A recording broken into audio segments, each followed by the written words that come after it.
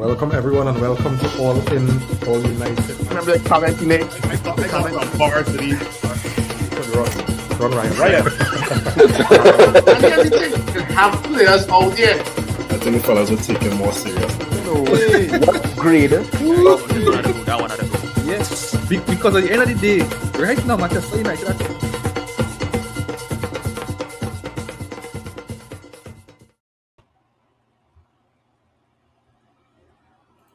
Oh, perfect.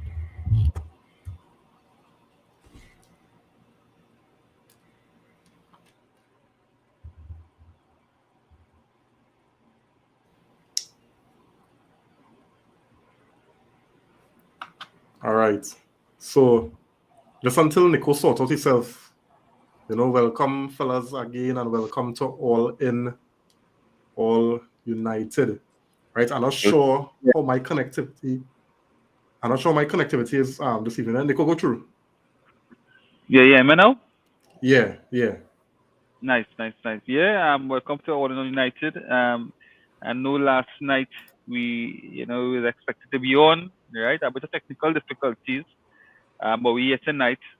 Phil, nice to have you on the inside, right? This is the first game for the preseason that I have been on.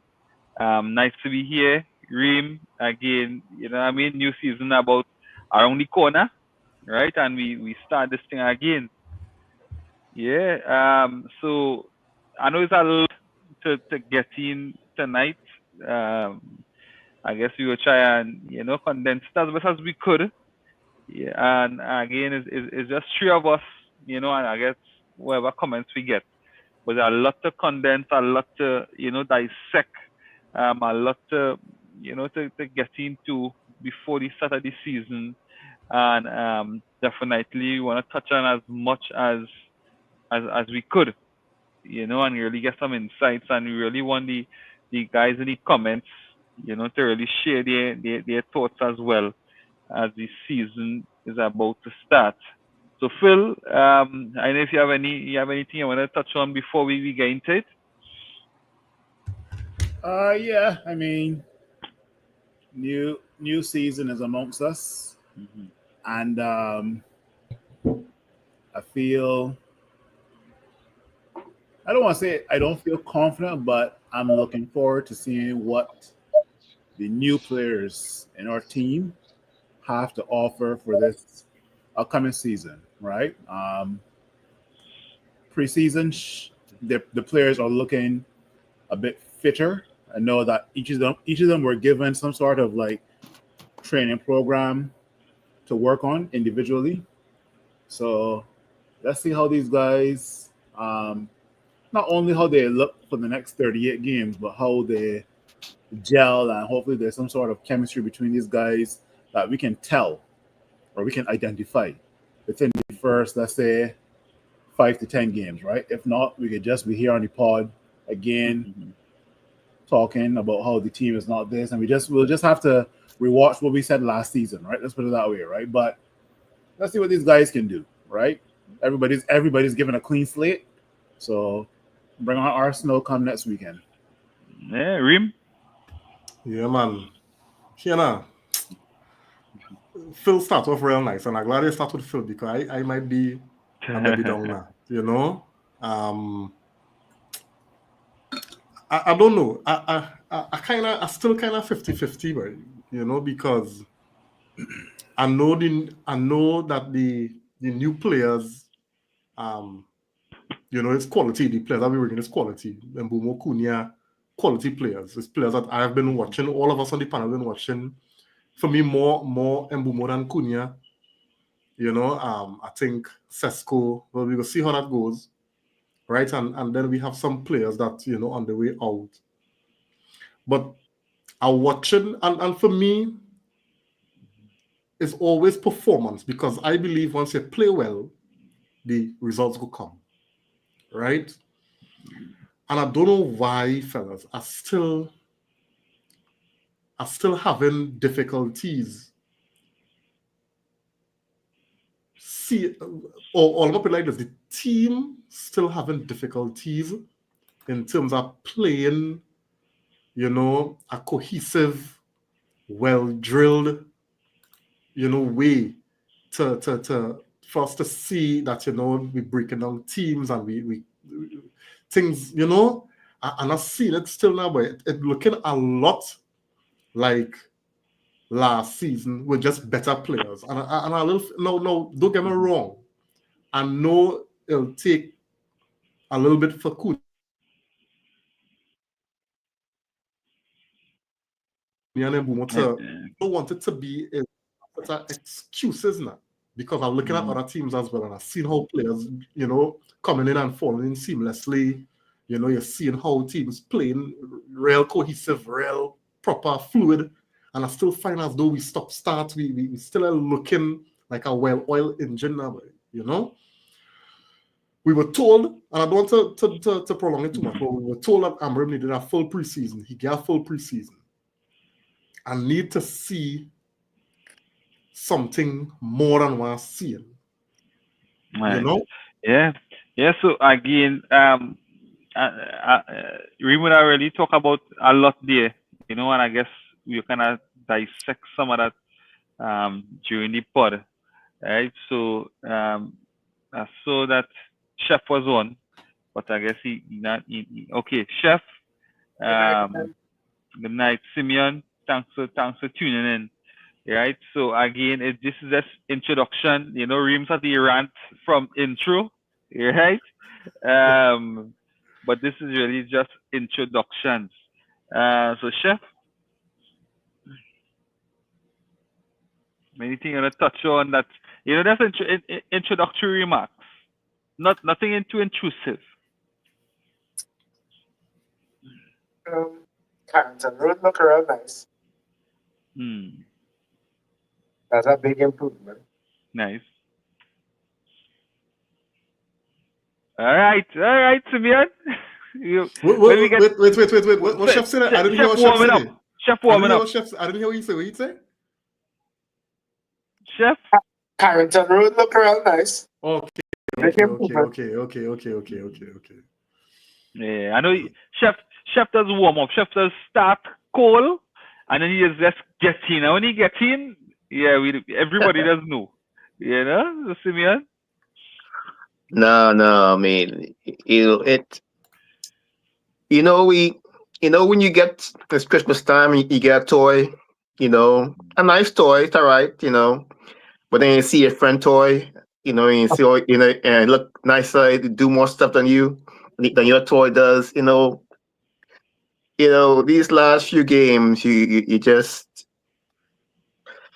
You see a team play and you say, okay, and then you see another team play, and then you say, I just want to see. I want more. I mean, I'm not too greedy. I don't know why everybody else could laugh, and watch goals score and run up and on it, get up and run up and on it, the road and be happy and celebrate goals. I just find like, I just want.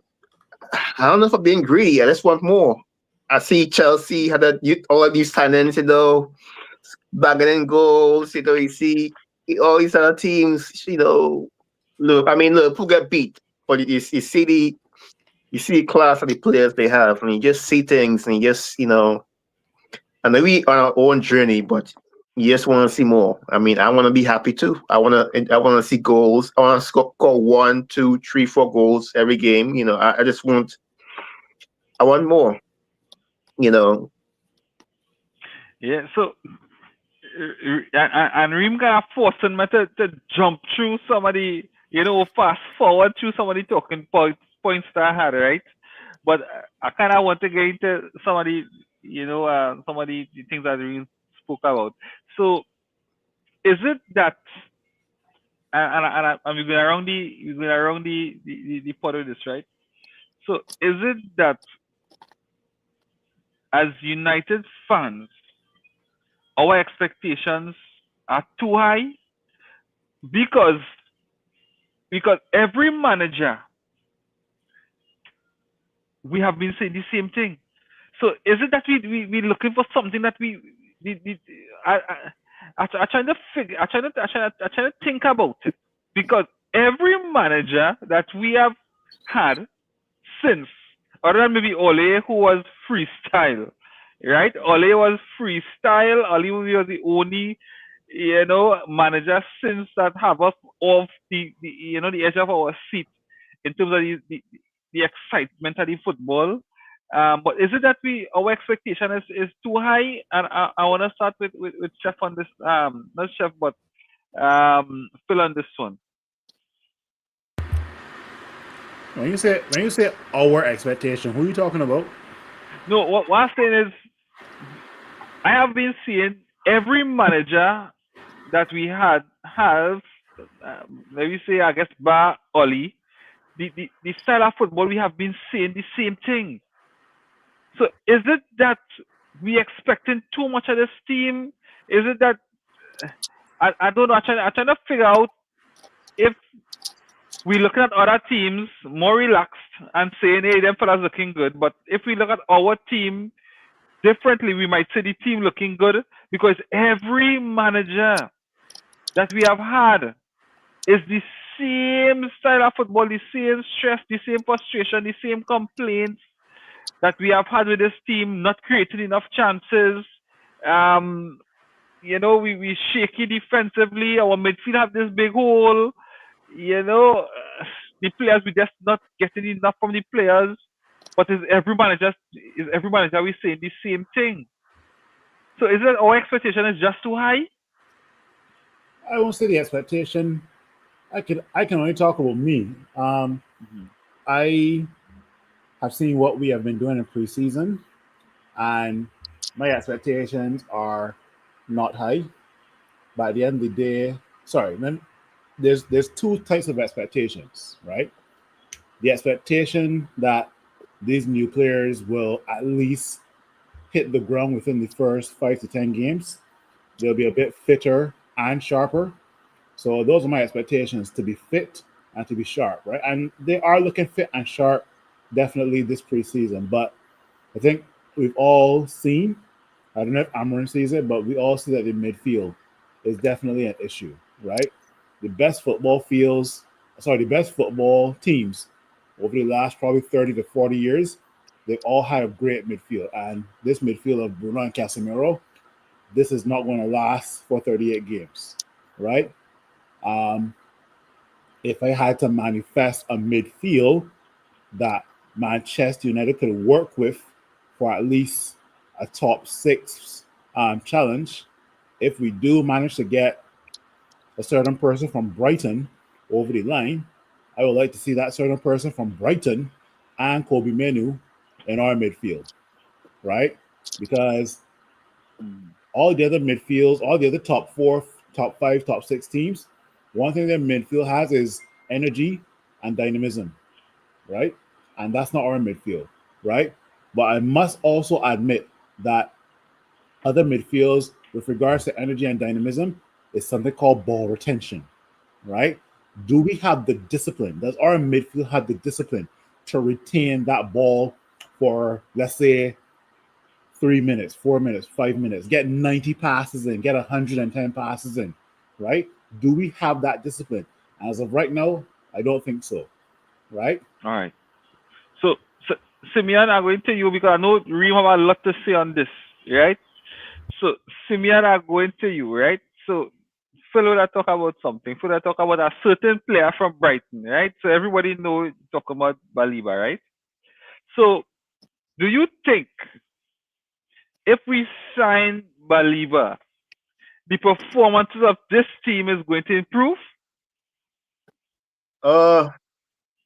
It should, but it should. He looks like a good player, but looking back through the years, I look at the Aaron Bats we signed. I look at going back, we signed how many DMs around this time? Aaron Bat, Ugarte, a whole bunch of DMs we signed to plug that hole, and we haven't really plugged it yet. And it's like you look at Baliba and you think to yourself, he must be the answer. I mean, he really the ball carrying, especially, the speed, physicality, ticks all the boxes. And I mean, if he can't fix that midfield, I don't know who can. I mean, I don't know if we need a prime Zidane, a prime Davids. I don't know who we need, but I think it's time we fix that hole. And I'm surprised we at this point where it's in discussion. We look into buying, but I think we have to try it. I definitely think we gotta try it. So I think we pay put. We get second choice. Players for the last few years. We need to get a top class. To compete with the players that the other teams. I mean, Liverpool have, that Chelsea have. What, two or three of them? We have Ugarte who trying to be more than he is. But to compete against them, if we want to get what we want to get, we need a believer, no doubt. All right. Reem, I'm coming to you. So I do have access to pull up the comments. So whenever I think we should go to the comments, you could pull them up, right? So again, I know we jumped forward plenty earlier. We can have fast forward, but we'll go back. Well, Nico, you want to just go through the comments real quick? Yeah, you can go to the comments. And I'm coming back to you, right, Reem, after the comments. Right. A cave, long time, man. Nice to have you on the inside. Right, now tuning in, yeah. Long time. Long time. Yeah. All right, Cave saying there's something more Reem talking about is a midfielder who can tackle, dribble, and pass. A transitional specialist. All right, again, we're gonna get into that. I'm glad you asked that question, Nico. Our expectations too high. It's more complex than expectations. As Manchester United fans, our expectations need to be high. Where we fall short is we cannot contextualize reality. That is where we are at. All right. And again, we're going to get into that.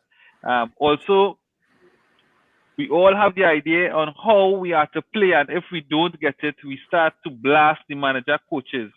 Instead, what we should be doing is giving managers time to build their team, get across their philosophy, and see if it makes sense. That takes time, and fan culture does not grant time because we want things now, as soon as possible. All right. Good night, fellas. It's going to be a long season.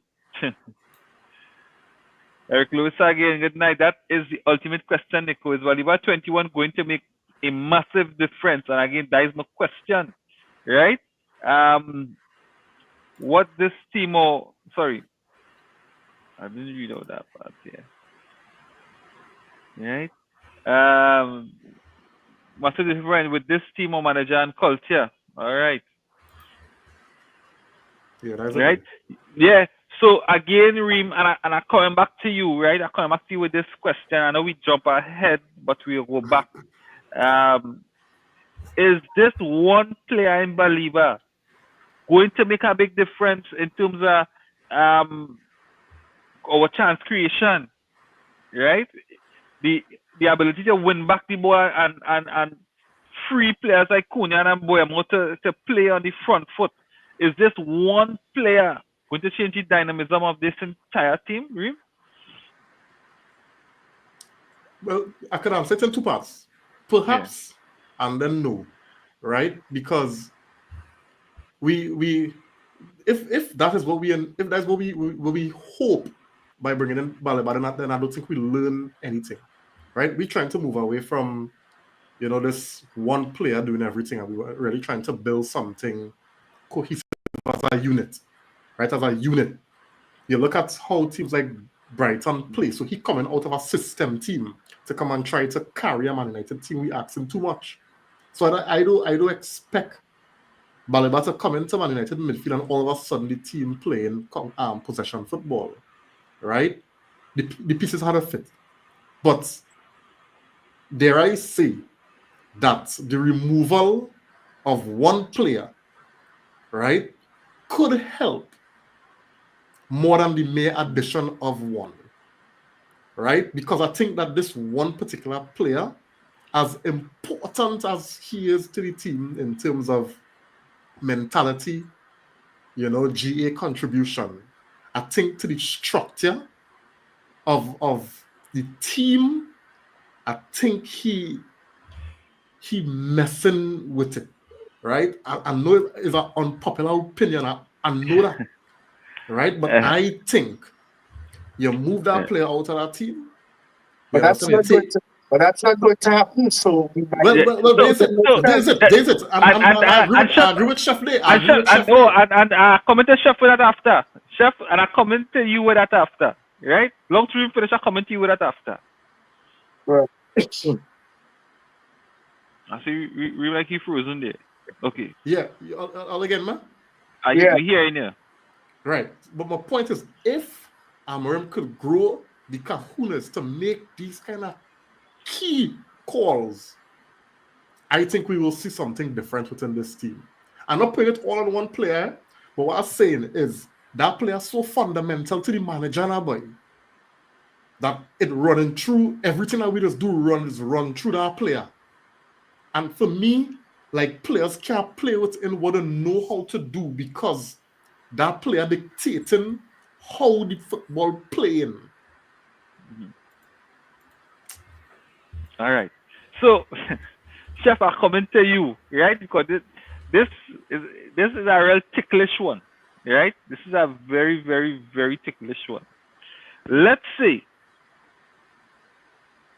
Hansi Flick, who went to Barcelona, right, came to Manchester United instead of going to Barcelona, with Bruno Fernandes as the pivotal player. Do you think that he would have found a way for Bruno Fernandes to be effective in this team? Chef? Yes. So, do you think Bruno Fernandes in this team is a problem? So before I answer that, thing about just answer your question before about body. I am of the firm belief one player can help, but one player cannot change a whole team structure. Because I always ask this question, right? If you buy that player and he gets injured tomorrow, what are you going to do next? Mm-hmm. So a team cannot be made up of just one magic one. It don't work. So that is recipe for disaster. And that is what Manchester has been dependent on for years. Players giving a little sparks, instead of a team. Like, we say in the podcast all the time, when we watch our 11 players, 5 of them will have a good game. What happened to the rest of the team? So it can't just be that we bringing in Baliba. Don't get me wrong. I agree. We do need improvements in midfield. And now let me go to the Bruno Fernandes thing. I honestly think Bruno could work in the system, but he himself have to have discipline. He himself had to understand his role. He had to have midfield partners too that playing close to him. So to say that, I get where Reem's saying, because at times I could also see it, that it seems like his discipline messes up the whole system. But I also see at times that the way he plays within that system makes the system ticks, because that system is about one touch. It's one touch, one touch, one touch, one touch, one touch, till men breaking down on the opposition goal. Yeah, but Chef, sometimes when we're doing that whole one touch, the ball is breakdown by Bruno foot. It is breakdown by. But that was getting to that, bro. Yeah, go ahead. Yeah, and so that's what I just said. That at times, he could be the one making the system work, but he does hamper the system. But here's the thing about that too, and because we talk about the hero balls and them, but at times too, we also have to admit that the players around him does let him down too. Because dog, it does have passes Bruno does be giving men that any professional footballer supposed to be able to take in the stride. They're supposed to be able to be recycling the ball. It does have ball men like that does me expecting the ball, and we are watching from the couch, seeing the field and wondering about how them fellas not seeing that. And here's why I'm not going to hamper on Bruno not being in the team. Because clearly he's part of the manager plans. So it don't even make sense to even try to talk about that because we know it's not going to happen. I like to live in the real world. And we know it's not going to happen. So, okay, fine, it's not going to happen. Then get better players around him. He had to improve his system, his play too. He had to be more disciplined, and we move forward. But, So- no, but let me just say Go something. ahead, Reem. Go ahead. My is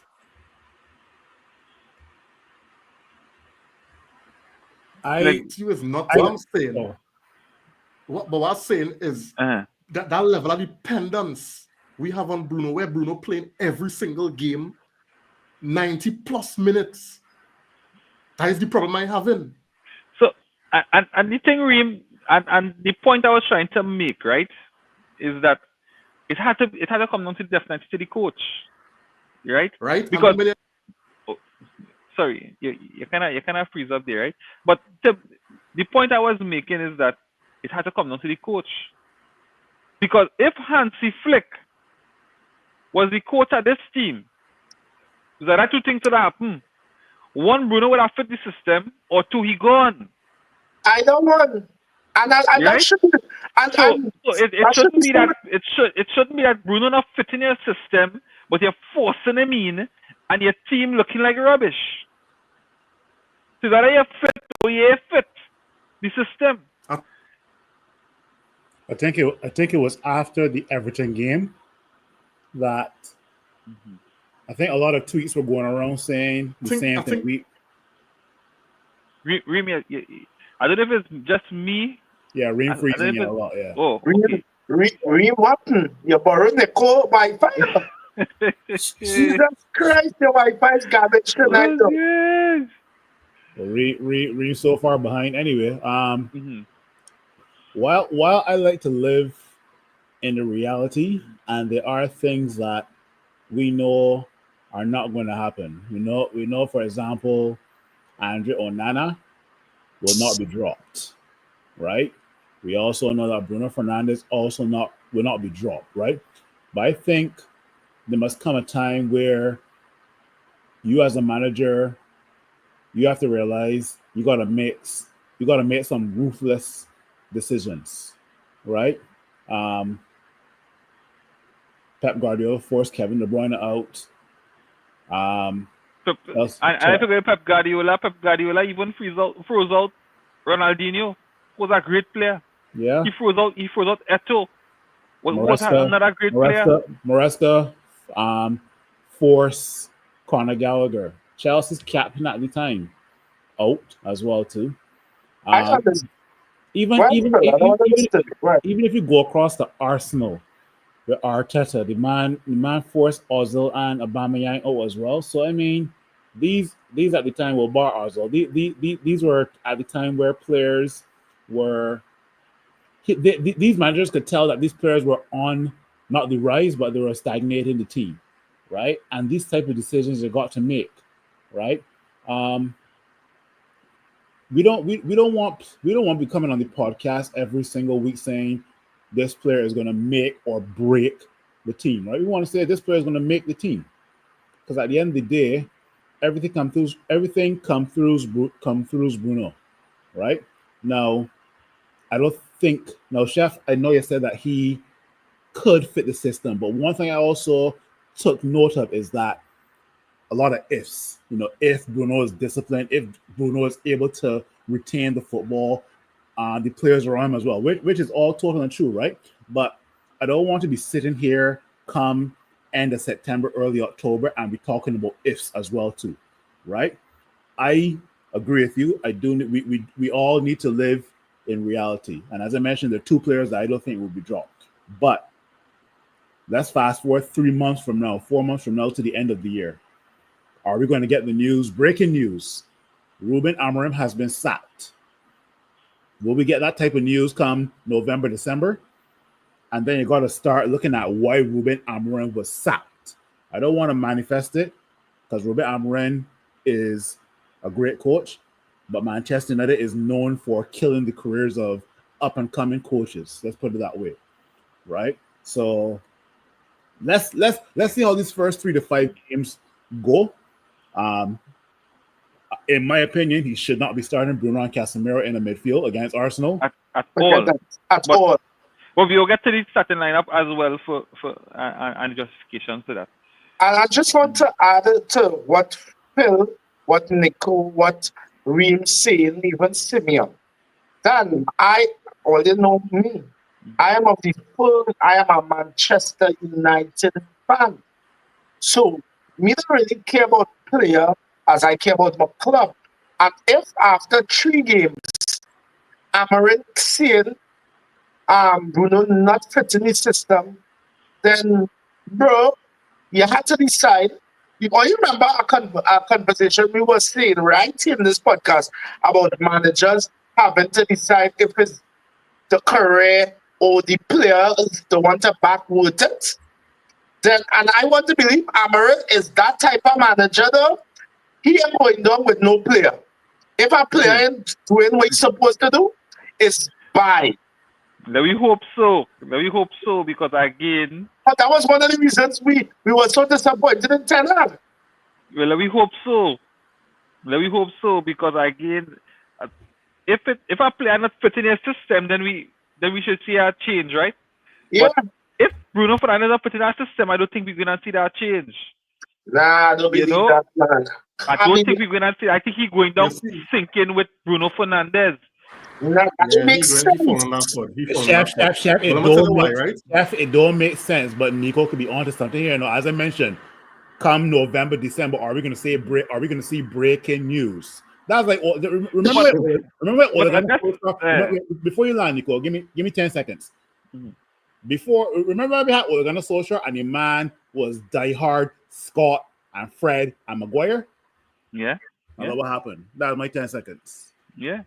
So I don't know if you want to get in the comments room, and then we're gonna rewind a bit, and then we would continue.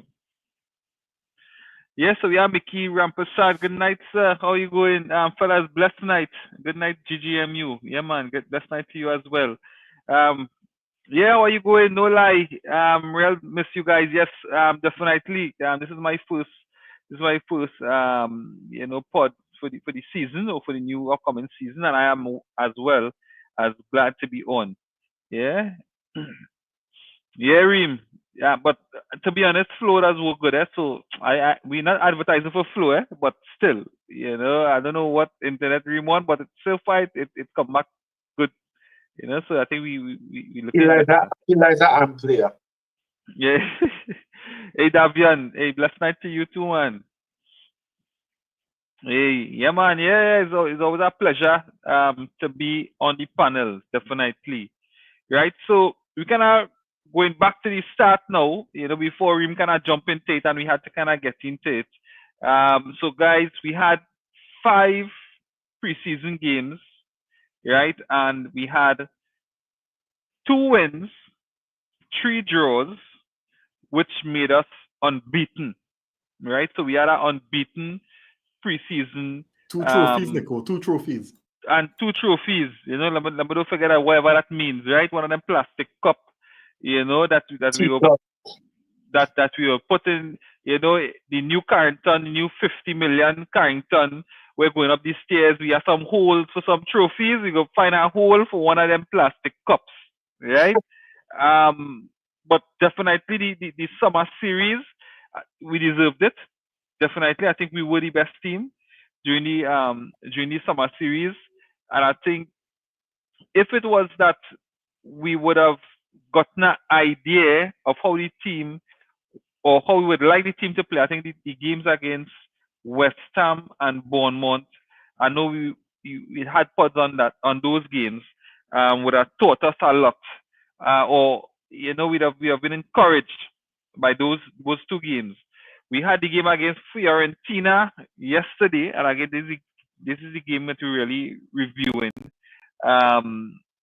And again, we saw a lot of gaps. Or really and truly, we could have lost that game because even if we had VAR, that goal that scored may have been ruled out for a foul.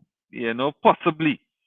So, and then again, to me, we didn't create a lot in those games. But I just touching around in terms of the entire preseason performances. I just want to know what is our thoughts. Again, I know it will be similar because I think all of us kind of on the same head, but in the comments as well. What was your thoughts of the preseason? What we would have learned, how well the team would have done, and I guess the obvious is what we need going forward. So starting with Reem.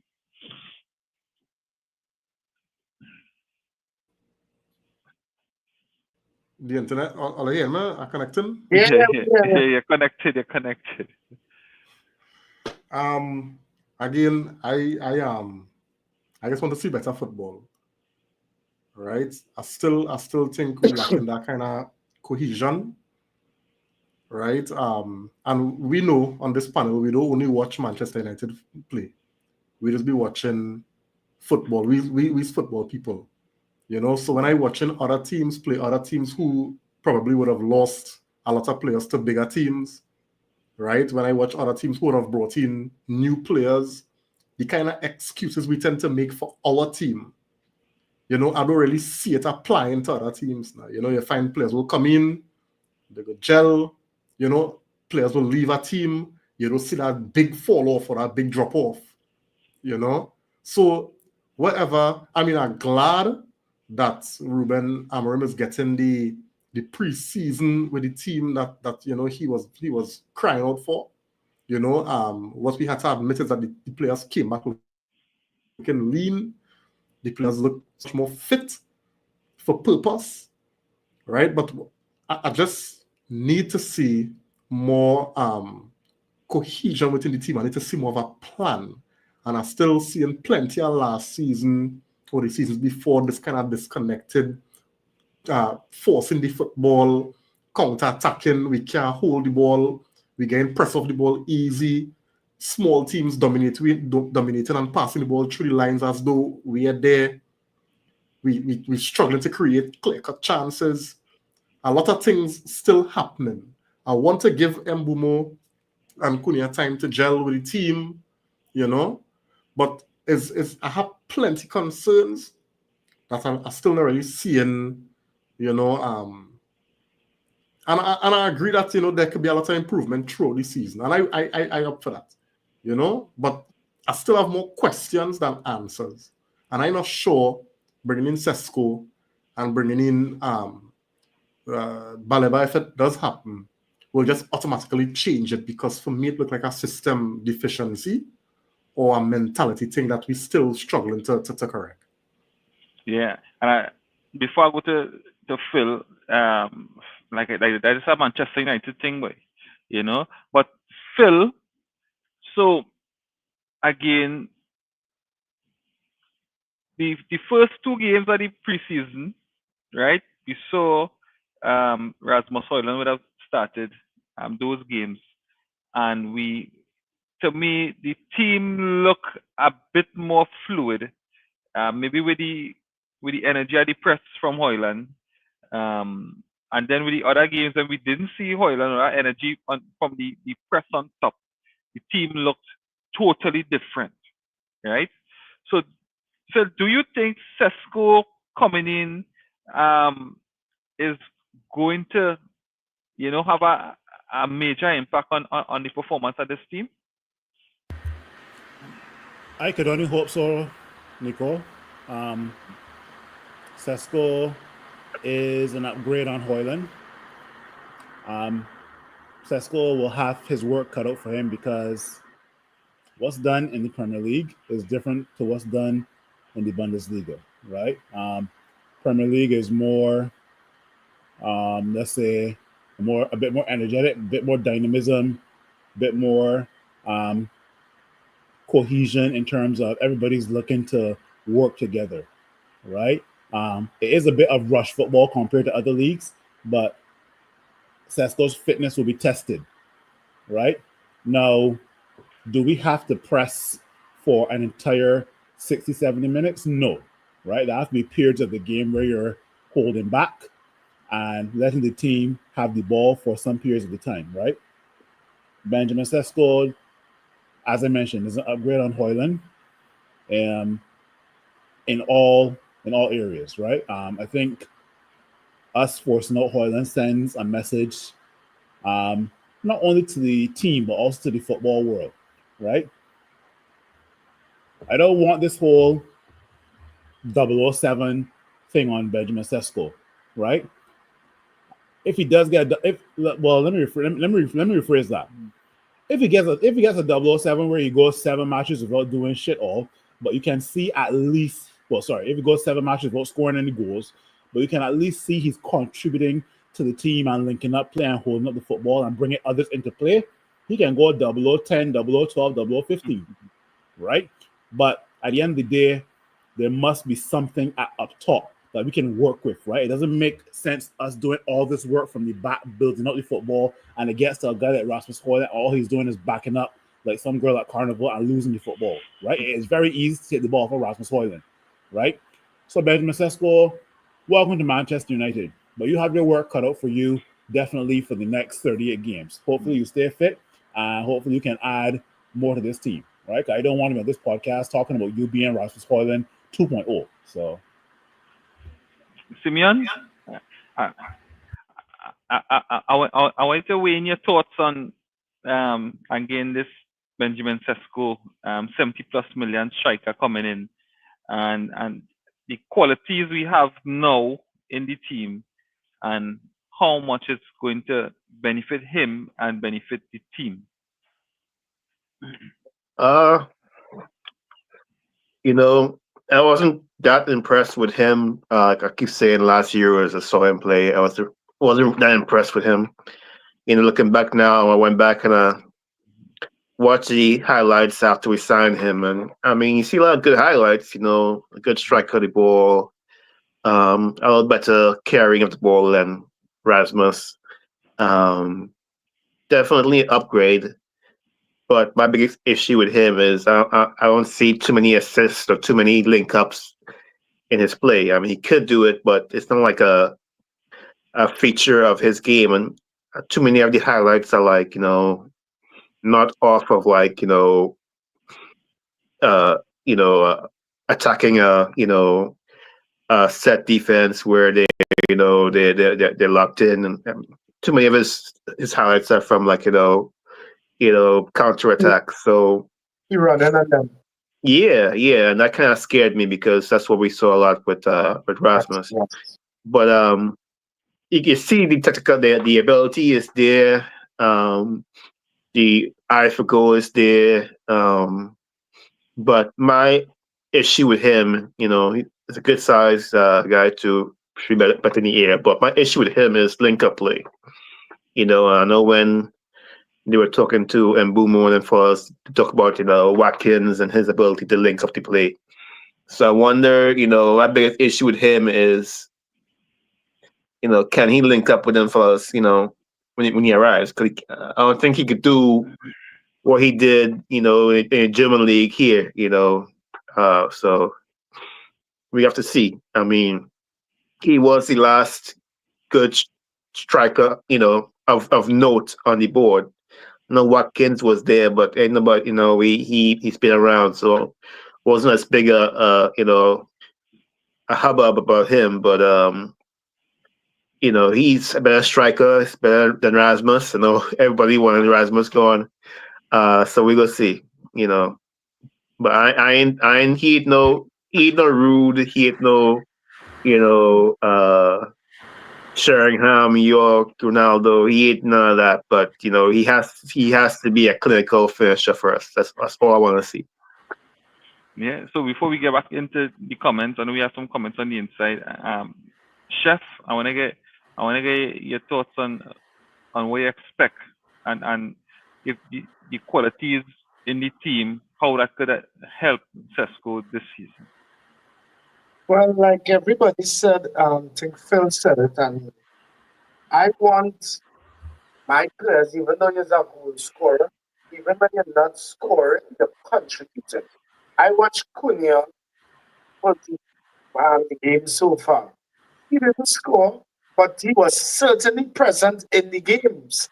Even Mbemo, they were present. So I want him to be present. Everybody know I was not a fan of the signing because I just tired of signing. They call it help. The hype players, Not or the players the media feed down your throat. Project strikers. Project. That's the word. I just tired of signing these kind of players. I just wanted proven signings like the first two. But you know what? What under the bridge here now? I like the fact that he does hit the ball. That man does hit the ball like he vexed with it. So I like that. I like the fact that he does shoot, because that's something we've been seeing with Manchester. It does seem like the only person that's really shoot outside of the box is Bruno. So that is, I do agree with you. I want to see, some more of it play. I want to see some more movement in the box without the ball. So that I just wanted to work out this 70 plus million and counting. Plus, what's my real thinking when it comes to us this season though? After signing these kind of players, and let me be real, this is really one of the better windows in a while in terms of the quality profile of players. I can't believe in my heart of hearts we not going to improve. No, Manchester United fans need to pipe to hell down and stop being stupid. So you cannot expect, I don't care who, to go from 15th to top 4 just like that. I keep on saying, for me, we need to be realistic, Jen. And I want to finish also so we can move forward. For me, I just want better football, and I want to see a clear path forward of the type of football we want to play. So we will see that quickly within the next few games so that we know, all right, Bruno not fit in this team. This one not fit in this team. And we go forward improving that. For me, I will take our top 6, top 7 finish and deep into the domestic cups this season, with, and I want to underline with improvement in how we're going forward. And so, Manchester United fans, the series three signings and like them momentum at the top of winning league. Shut the hell up with all your Twitter self. So, before we get the comment stream, I just want to put in my thoughts on this, right? Especially with the Cesco signing. So, in the game yesterday, which I will herald, what you call it, as the Gea came back a testimonial, and I think the players and the tempo of the game was like a testimonial earlier. He didn't want to bore him. All you got that, right? Didn't want to bore him. I don't know if it's just bore him, but I think the didn't energy, want to tempo, yesterday. I get that feeling. No, the energy, the tempo, the enthusiasm even from the players, it wasn't there, and it felt like a testimonial. The Gea came back. We wanted to, give him this whatever it is we want to give him, let him feel good about, the years he had at the 11, 12 years he had at Manchester. Yeah, proper send off. A proper send off, and the game like it was more about that, than really putting Fiorentina to the sword. I agree with you there fully. And again, that was the feeling, That was the feeling. No, it was. However, what I took from the performance yesterday was the quality of the set pieces. Yes. And when you look at the quality of the set pieces, and then you look at the qualities of Sesko, I think that in itself will help Sesko. Because Mbeumo with those crosses, imagine you have Mbeumo putting in those crosses for a 6.5 foot striker who is good in the air. Yep. If it's on a dead ball or during the play, because we saw during the play where Mbeumo would have put in crosses that were clean. Well, I mean, if you really had a proper striker, if you had a Harry Maguire playing centre forward yesterday, yeah, would have gotten to the end of some of the quality crosses that we had. Even from Bruno, we had quality crosses. I think, and to me, that could be, that connection between let me say a Bruno, Mbeumo, and Sesko in the air. I think that could unlock this Manchester United team this season. I think there's a lot of quality in there to unleash Sesko. Again, my problem is, we know that midfield, the midfield unable to win the ball, unable to take the ball off of the opposition players to play Cunha and Mbeumo in higher up the pitch, right? But the qualities of Mbeumo, especially to hold up and to play that ball in with quality, I think Sesko is going to live all year. Right? I think he's going to do well, but it's just to see that happen. Yeah, so Reem, let me just pull up some of the comments. Not to burst the bubble, right? But I would love to believe that, Nicole. And I'm all for that as well too. But we say the same thing about Luke Shaw and Cristiano Ronaldo as well too when he signed. But Cristiano did well. As much as it didn't have issues, Cristiano did okay. Cristiano did okay. Okay. Yeah. All right. So Kev, why do us couch coaches believe we know better than the coaches on the front line? That's our stopping right here. Right? Just for a minute. Right?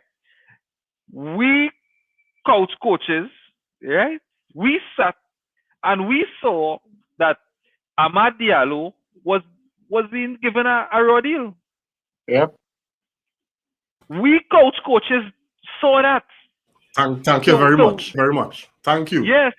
So we could have our opinion in terms of that. Yes. I think coach is a bit harsh though, Kev. Jesus Christ. No, but I also understand this.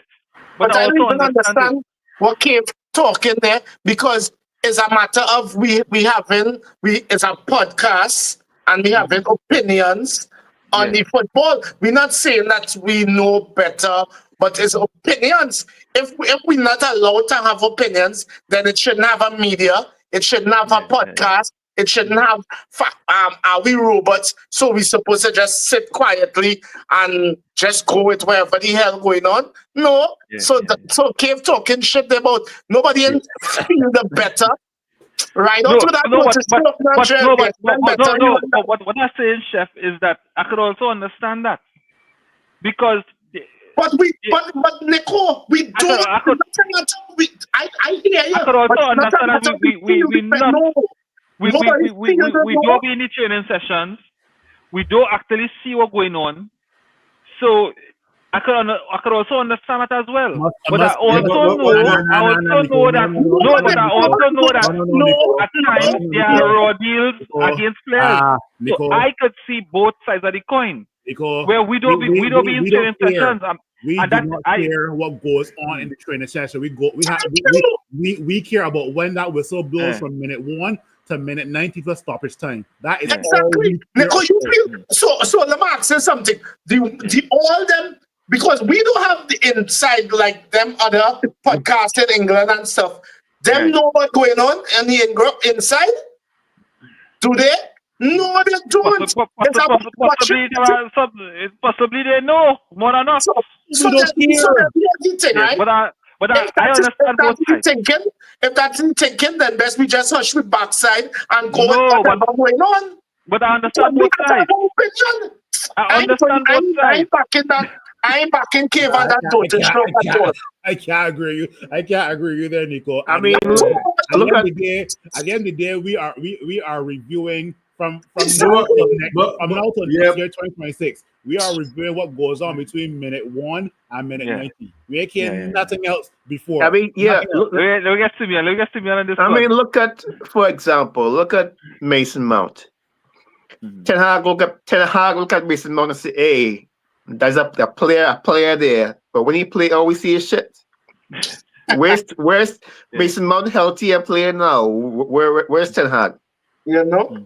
No, but So I mean, all we could do is what we see on the pitch, and comment on that. Mason Mount was doing nothing. You know, he wasn't doing anything. You know, and he got coach fired. He part of that too. You know, so I mean, Tag can be right, but you know, he might not perform. And at the end of the day, it's who performing on the pitch, and that's what we go on. So I could just add something too. We were sitting here watching Rashford play every single game. Ten Hag come telling us in training Rashford performing, but we seen in games that Rashford not performing. So that privy to training give them confidence. I don't know, Cave, right? Because wait. Even better. What these players tweeted after Ruben Amorim's first training session? Remember the tweets that was flying about saying, Yes. "Yo, this is a brilliant training session, boy. I love the new manager." And now half of these men going on loan to Barcelona and Guatemala and bare foolishness, no boy. And let me just add something too, because you see what does this do? The comment, and I mean, I get what Cave trying to say here, but what this do? It is kind of insult the intelligence of the viewer because they make it look as though we keep it. Right, and we have seen what going on, and we don't have the ability to analyze because we're not in training. You understand? Like we're a bunch of idiots. Yeah, but what training does is it prepares. It's supposed to prepare for what we go to watch on for the 90 minutes. So if I'm not seeing nothing in 90 minutes, I could question whether I'm good enough, or I could question whether our manager doing his job. So to come a coach, I think that little insulting, right? I know you mean it in that way, but that little insulting. All right. Plenty insulting. Not only little insulting my backside, but little insulting and plenty insulting. You know, I was calm all the time. That's why we don't hear us warm up. I was calm, you know. Nah, I don't like people insult my intelligence, and it's not just me. It's 5 over here, man. Don't come around me with that talk. None of us here ever claim to be experts and know it all. All we could go on is what we see. And as Reem rightfully said earlier, we men love football. All of we here play football. All of us here does watch football all the time. We have a certain amount of intelligence about the football, more than a lot of fans. That is why Nico and Reem see it fit to have a podcast. So you telling me about coach dotage talk. But gun with that talk, yeah? Boy, it's almost similar to back in the day where a fan from England, they asked me, what team I support? I said Manchester United, and they asked me if I've ever been to Manchester or if I ever played at Old Trafford. I said, boy, I almost slapped them, boy, but it's another day. All right. Hey, Kevin, we really appreciate the comment. We understand. No, right? we don't. We understand. We understand the point you're trying to make. No, we don't appreciate that comment. You know what I mean? You know, sometimes the voice of the people is the voice of God. You know, like that way. Right? So, Mickey, Patrick. All right. right, Patrick. Watching this last game, my attention will be a bit on Ahmad. I personally find he look a little unsettled. Anybody want to talk Yeah, about Ahmad's yeah, performance? I want to jump in on this one, right? Yeah, I will go after.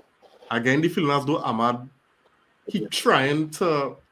I don't know if he feel as though now that it have Mbumo in the team, that he not as comfortable. His pick not as comfortable as it was last season, perhaps. So much so that he trying too hard, and when a player trying too hard, they just end up doing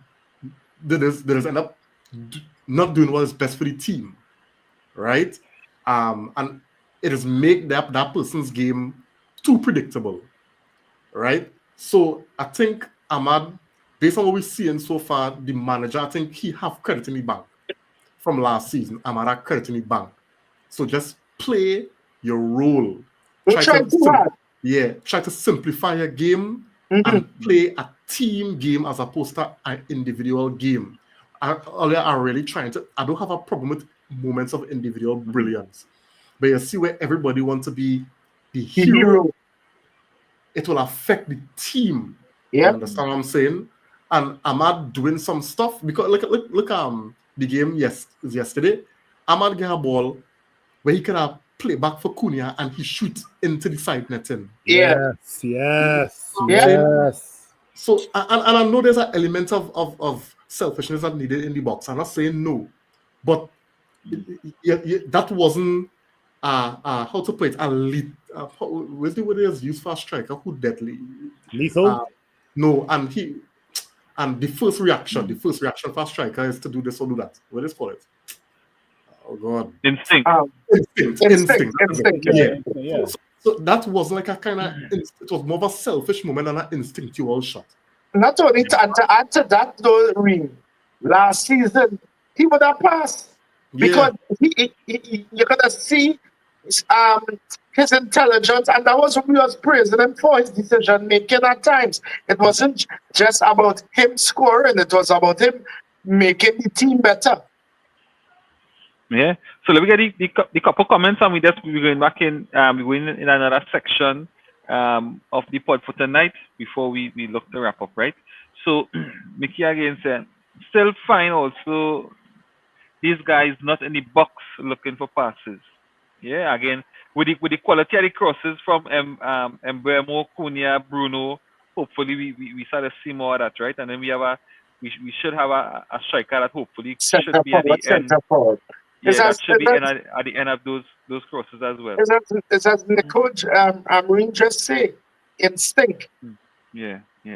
Adrian, good night. Good night. We're looking forward to a better season. We can't do worse. We definitely shouldn't do worse. Right? That's much. I could give y'all a joke that I probably told you this, Reem, after we signed Mbeumo, right? If this team can't make, this was a tweet, and this tweet kind of hit me hard, but I was like, nah, I'm not going to go down that road. But the tweet was, if we can't make Cunha and Mbeumo work at Manchester United in the Premier League, the person said they're giving up on Manchester United.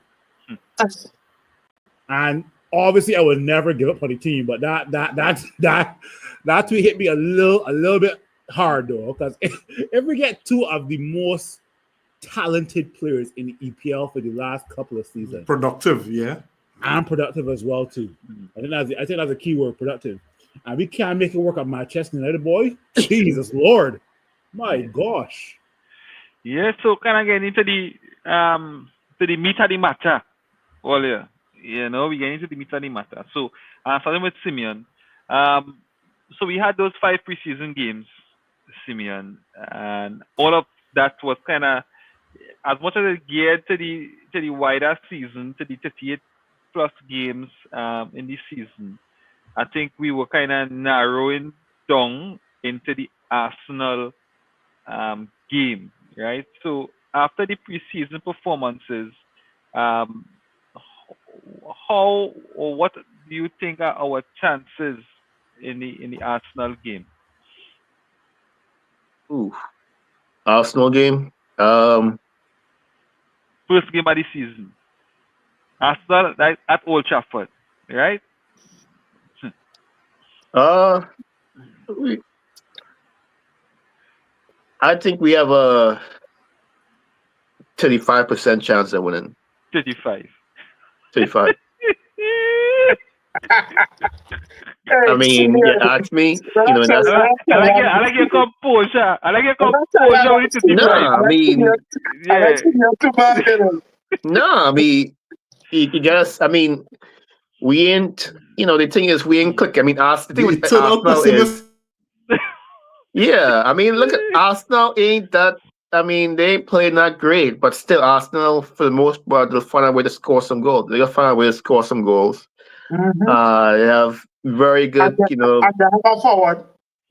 Yeah, they have a forward now. I mean, I'm not too impressed with their play, but at the same time, I'm not really impressed with our play. It's more about, our inability to be regular goal scorers is troubling to me.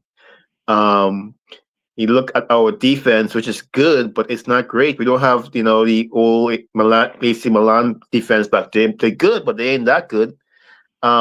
We still have those moments of just, mindlessness. So I think Arsenal at this point is, they should be ahead of us. I mean, definitely. I just don't know with it being the first game of the season, Carrington, the crowd, the whole Sesko and Gyökeres deal and all that stuff going on, but I don't think we are that evolved in our journey to say we're going to win that game.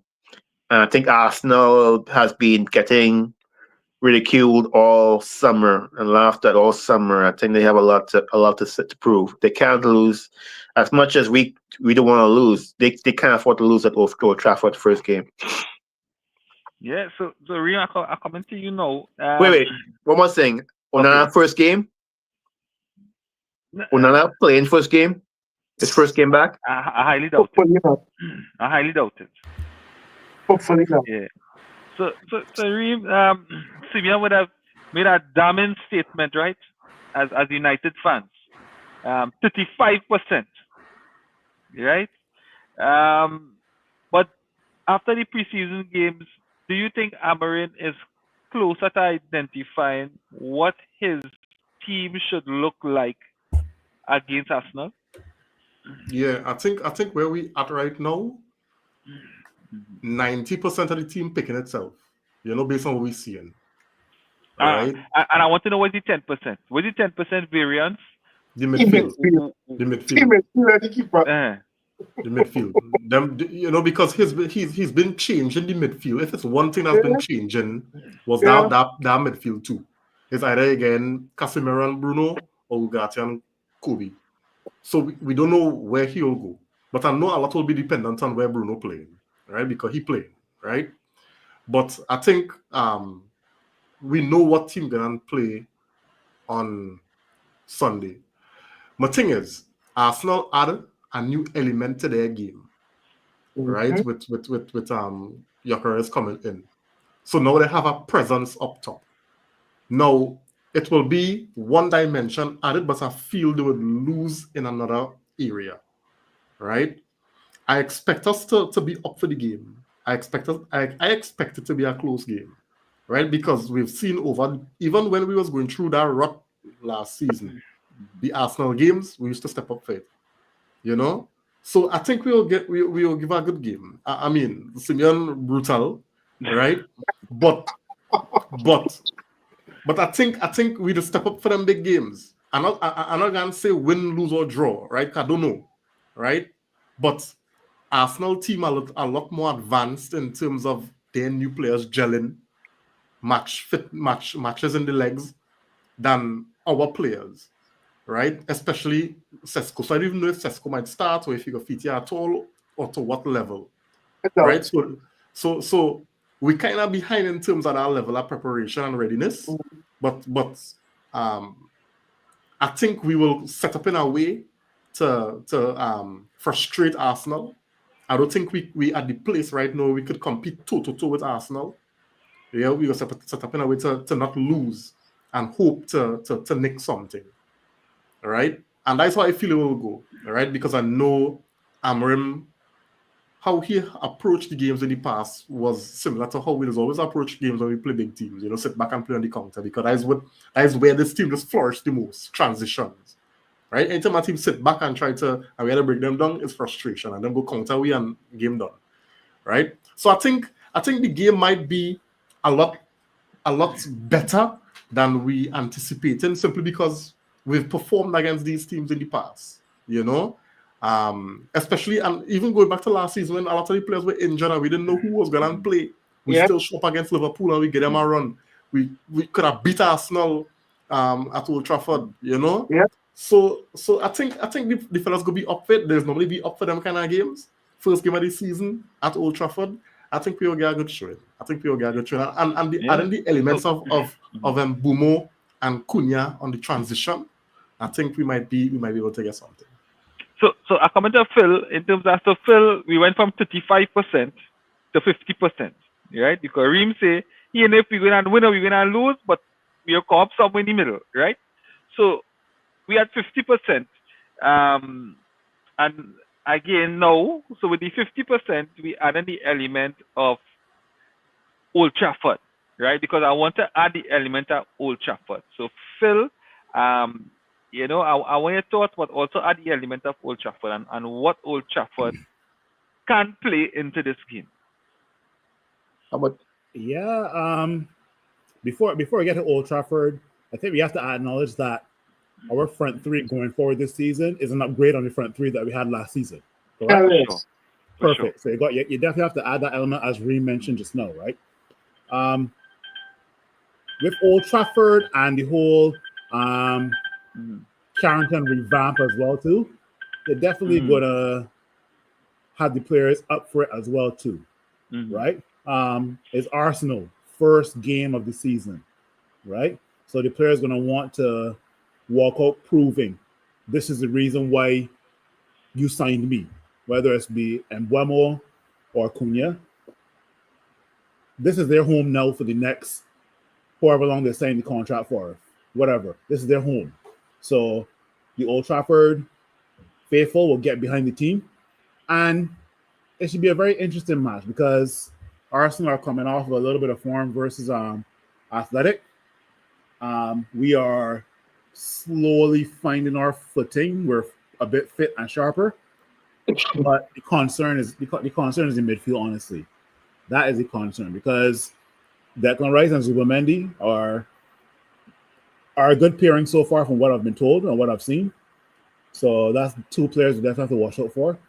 But I really, really hope it's not Casemiro and Bruno, because if Casemiro and Bruno are in the starting lineup, then I could be on Simeon's side with it when it comes to 35%, right? But adding to the Old Trafford faithful, new players, what's not, my percentage could be 45. Let's put it that way. Yeah. I think from your analysis, Phil, you really thought 45. You hit it on the nail. Right? You hit the nail on the head. Reem, you going to say something? Yeah, I just wanna add one thing that I think might work in our favor is the fact that all the teams that we played during preseason were Premier League teams. You understand? As opposed to Arsenal, I think I don't know, I can't recall if Arsenal played a Premier League team, and I don't know. Newcastle. But Newcastle won the game, right? Yeah, I think Newcastle won that game. So I don't know, because is that Newcastle won that game? No, Newcastle won that game 1-0. Or what?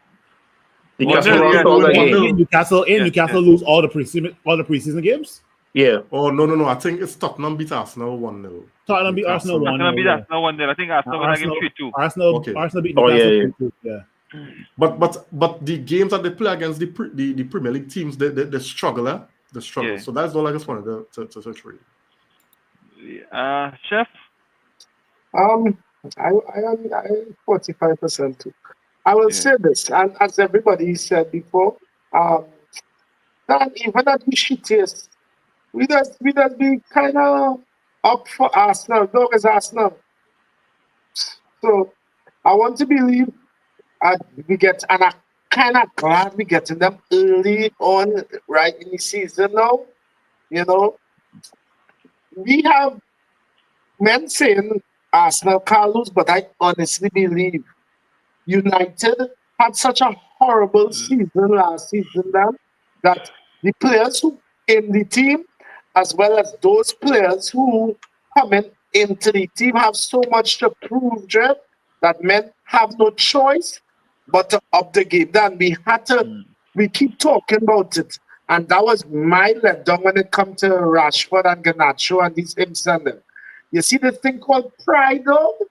Hosby's Manchester United, they now get a $50 million training facility. Then we had to have some. Only when I'm playing for the 70-something thousand screaming fans, first game of the season. Only telling me, only in having sleepless nights and just ready to prove that, boy, being just a bunch of well-paid shit-ums.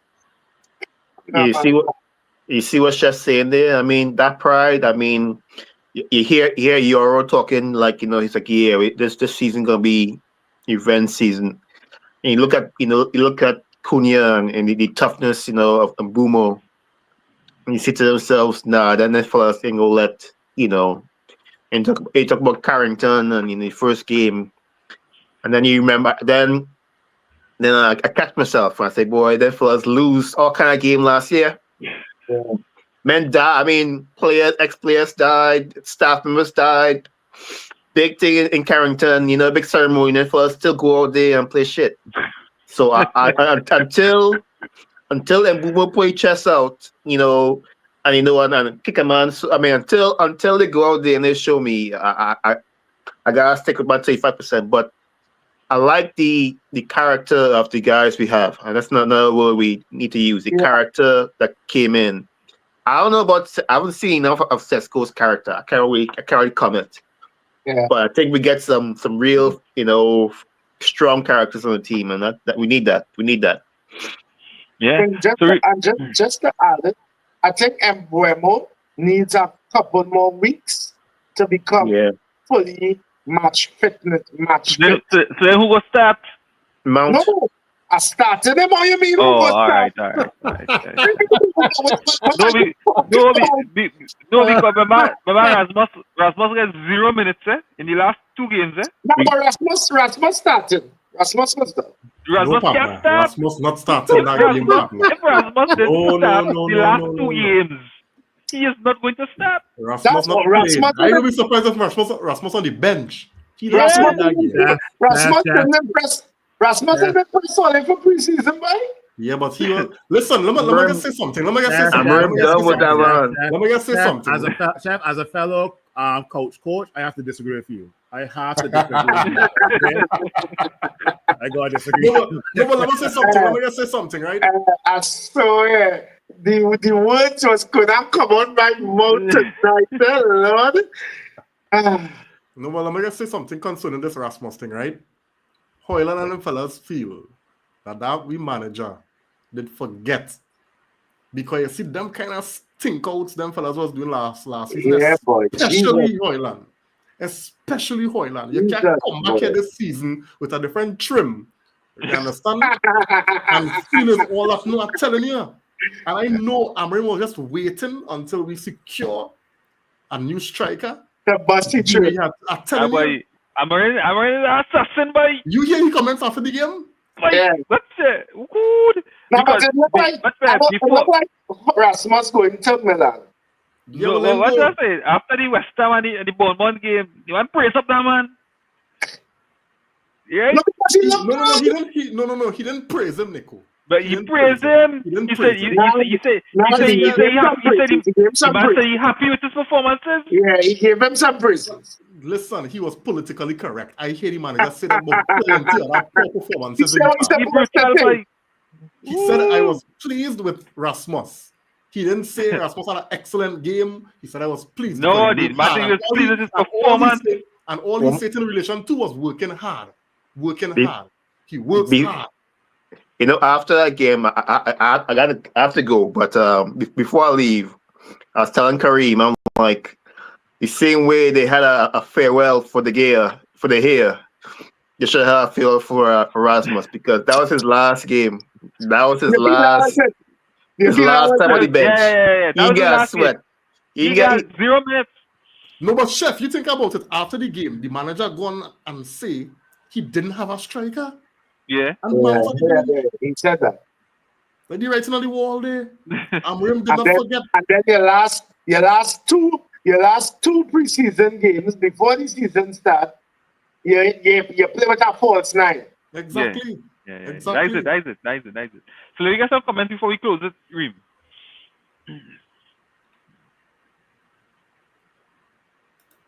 Reem stick again there? Yeah. All right. Somebody just tell Amar what happened to Rashi when he dies here. All right, next. Don't die job. Prediction for Arsenal game, we'll close with that. Next. I'm going on a limb here. More than 3 goals for United. They're going to make a statement next. I'm finishing that one. Good night, brethren. Good night. Good night, Aston Lynch. Good night, man. Yeah. Good Lynchy. Good night, man.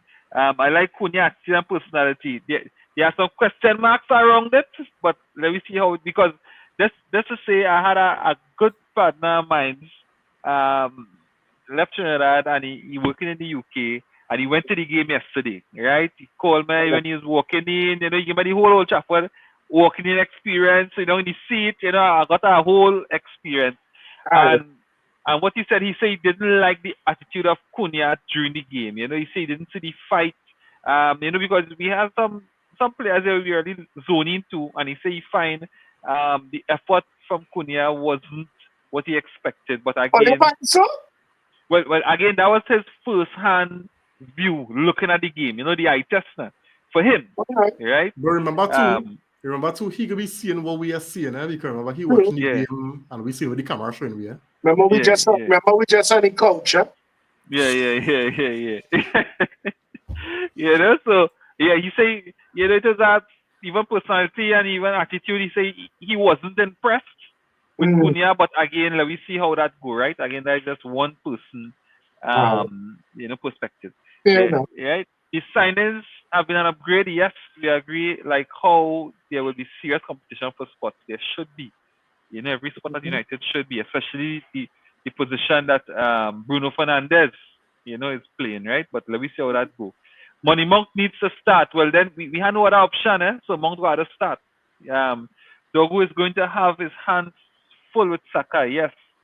I might also start Maguire for height, and I will likely wouldn't play high line. All right, yeah, thanks for that. Starting Euro, Maguire. You're rushing it. You're rushing it. I'll come to you first. Right? Which stronger, defense, mid, or attack? I guess you can answer that quickly. I will go with it. The stronger is for me the. On paper. Stronger. On paper, I can answer that. On paper, I think stronger. Hey boy. I want to go with the defense as stronger because some of these players are playing together for a while. When I think about the goalkeeper and I part of the defense. So, on paper, it's going to be the attack.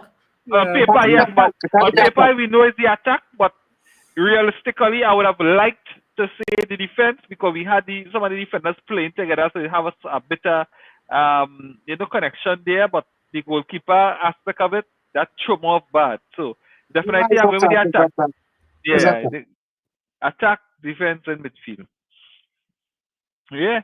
So so let me go into the what we think the starting lineup should be for the Arsenal game, and additionally what the results will look like.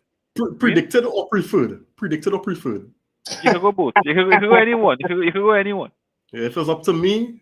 Hey, know your role as a coach, eh? Yeah. So that way I could start who I want, right? Yeah, right. Exactly. Now, but I will go with Bayande, right? Bayande, Euro. I'm bringing in Maswari and Maguire. Yeah, Maz and them fellas should be ready. But he ain't played last 2 games. He play a minute of preseason. Nah, but Now I we can bring still in Mars one time. nah, I I still see go with that Maz. happening. I still go with Maz. I go with Maz, Alright. Euro, and Maguire. Right. Right? Midfield, Amar, Dogu, and I go with my team, right? I go with Kobe and Right. and Ugat, right? Right. Up top, I go with Bruno, Cunha, and Mbumo. All right. Yeah. Phil? Any score prediction or 50-50? A draw? I feel this one it could be a close one. I give a 2-1 win. I give me a 2-1 win. All right. The only change I'm making from Ream's lineup is I will bring in Delit. So it'll be Euro, Delit, and Mazrari. For some reason, Mazrari told me enough last season that he has the IQ to play well when it comes to these type of games, right? So I could bring in him. But yeah, the lineup, Dorgu and also Ahmad would definitely play a part in these games. In this game on Sunday, right? Prediction, I would like it to be a 1-0. But I got a feeling it could be a 1-1 or 2-2. Chef?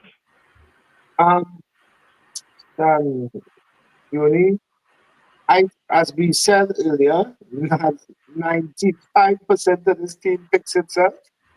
I would go though with Euro, Maguire, Maz, because Maz didn't play at all. I can't see Maz really saying much in this game.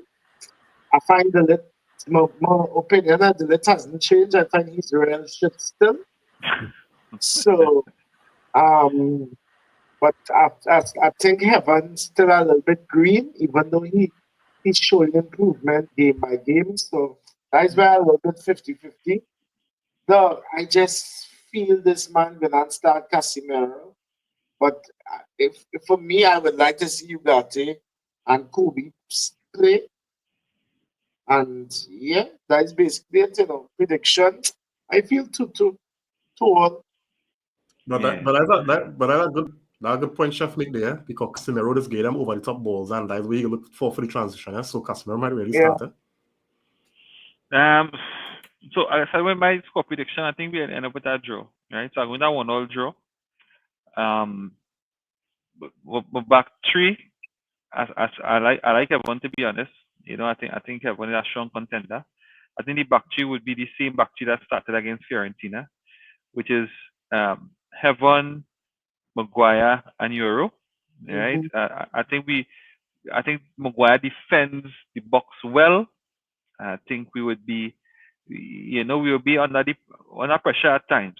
And you need a defender who could defend the box well. And I also think that Heaven and Dogu have a decent connection, or a decent connection. So, again, that is what I would like to see, right? As a coach, right? In the midfield, is a tough one for me, right? But I would like to see Kobe and Ugarte, and I'm playing with Cunha on the left, but I'm playing with Bruno on the right in the 10 position. On top, to me, this is a real tricky one, and on top, I definitely feel Mount and play a false nine. So Nico, you're playing Mbumo? No, Mbumo coming on. Nah. Mbumo coming on. And the reason why is that I think he lacking a bit of fitness, and I think he would be more effective coming on. Coming on for the last 20, last 25, because I saw that he was struggling fitness wise. I think the other players fitter, and I guess again, that's my prediction, right? I'm not against what Nico is saying. Yeah. Building Building him up for maybe the second, third game in the team. Because I still find he isn't looking that fit. You Yeah. know, So that is my team there. And again, we have weapons. Well, not much weapons coming off the bench, but again, We have if you have a weapon of Embuemo coming off the bench with that quality and set plays, Sesko maybe coming off the bench, quality set play, could maybe nick a chance. I think, that is my prediction. Yeah. Yes, so if anything else you want to touch on before we close off? Eric Lewis saying Cunha has the highest walking stats in the league, but still performs well and better than most. And this is the thing. If we are able to win that ball and give Cunha that ball with space, high up the pitch, I think we will struggle. Yeah. Cunha did well in the game against Fiorentina when he came and dropped back for the football. Yeah. But then you don't want him so deep, right? Then you don't want him so deep. Why?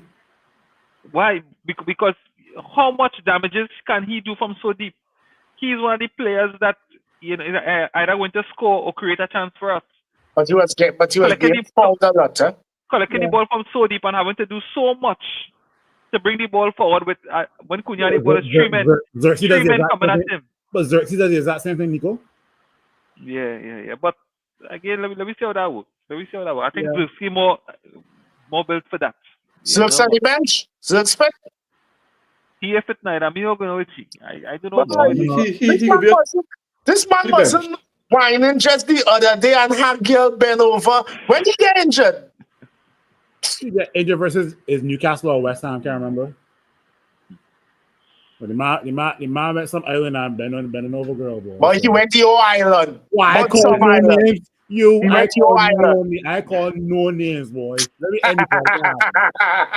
I call no island names. Because if he went through that, I'm sure if someone will get a picture with him, he was in your home. He and only tried to walk up and get injured. Then could be. Arian, good night, man. The phrase coming on is the phrase of the night. All right, what that means, So, so I want to thank, the panel. Simeon would have left us, but Simeon was here before. We had Phil, Chef, Rima, myself. You want to thank everybody for the comments. The new season is ahead of us. We just really hope we do have the therapy sessions as much. We know it will have them. You know what I mean? But we want to have more good times than those therapy sessions. I eternally optimistic with Manchester United. So this season is no different. So let me see how it go. I'm really optimistic. I really hope that we get the Baliba over the line. I think they're going hard. And if they do get him, I think they have options. I started talking about a player from Monaco. So I think they have options. And I think, as I was telling Reem during the week, that if we don't go for a midfielder, or if we don't see a midfielder as something that we need in this team at the moment, then we need a new coach. Simple as that. If the coach, though, I cannot identify, and we coaches could identify that, hey, we need players in that midfield, then we need a new coach. So, and I think that, and we hear it in the media, right? We looking for a midfielder. So, and we know we need that. So let me see how that goes during this week.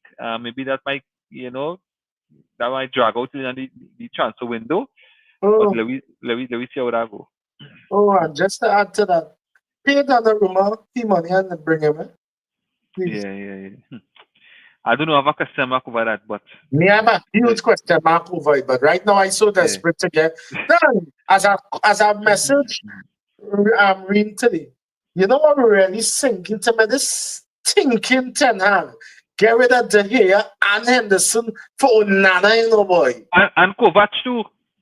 Is Kovac? Really? No, I never said this. Who went to Leverkusen? Who went to Leverkusen? Yeah, I never said this. But see, Ten Hag, he had to really suffer. You see, he get fired before Christmas. Yeah, he under pressure. But he got to get that man is anyhow. Yeah. Yeah, so Eric Lewis saying, and we taking Donnarumma, or nah, media saying he is toxic. Well, Chef done say we taking him already, but You need a I mean, keeper though. yeah. So Yeah, well, I don't know if Kova any, was a top player. Kova was a real top player. Yeah, he's a yeah, good yeah. player. But we went to because no tenant kind of freeze him out. Yeah, well, I don't know where he is now, but I know he wants to leave. You tell Leverkusen, no? He's still there. He's still there.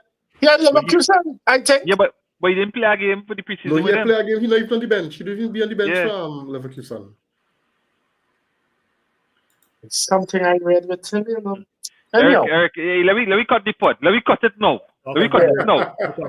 Right, shout out to back source Ballon d'Or nominee. Hey, let me cut it. Cut it. yeah, later. Right?